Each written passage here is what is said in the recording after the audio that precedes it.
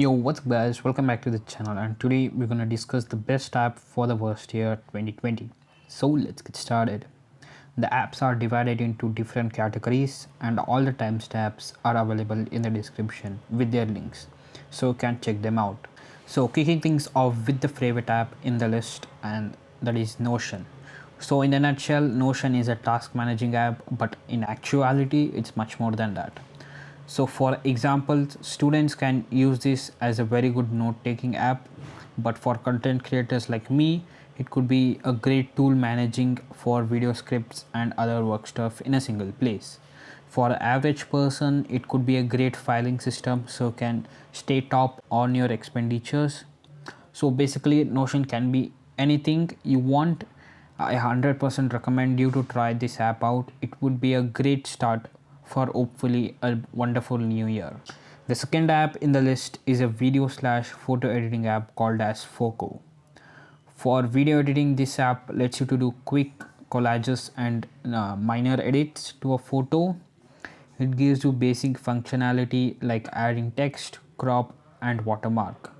The app also has wide range of templates to choose from, which can also be quickly added to any photo or a video. The app is very minimal and offers a ton of customizations for your video. So if you are looking for an all-in-one video/photo editing app, then definitely check this one out. So if you are looking for a great weather app to start the next year, then I would strongly recommend you to check out climacell. It is a very minimalistic weather app which gives you all information in a single page. The forecast of the day are represented in graphs. The app also lets you to set different home and work locations, which automatically gets updated when you arrive at that place. The app overall is very minimal and gives minute by minute forecast update throughout the day. All in all, a very good weather app for free, so definitely check it out. So if you are someone like me who loves to customize their phone, then you would definitely love this app. The app is called as bitlit. So basically, bitlit is a news app which gives you the news of the latest customization app available in the Play Store. The app shows you discount for a particular app if it's available. So if you are a customization freak, then definitely check this app out. With that, now let's move on to the next app. The fifth app in the list is Liquid Teardown. It is a live wallpaper app which has these cool animations when you dock your phone for charging.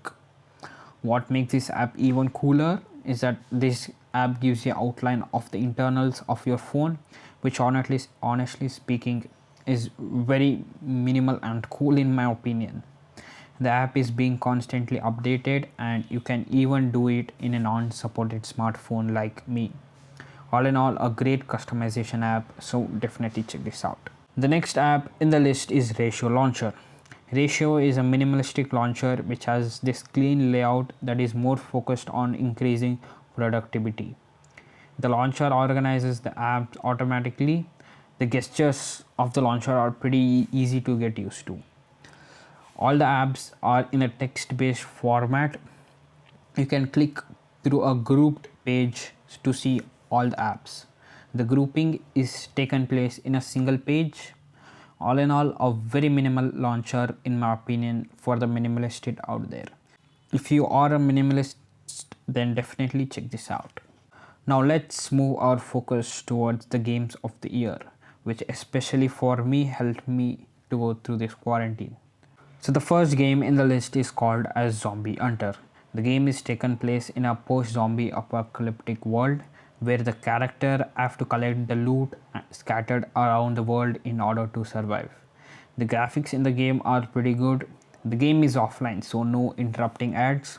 The only problem I faced in the game was the controls weren't that responsive, but overall a very fun game to play, so definitely check this out. Moving on to the second game in the list, it is called as Rush It. It is a casual offline endless game where your objective is to go through the obstacles and reach the destination.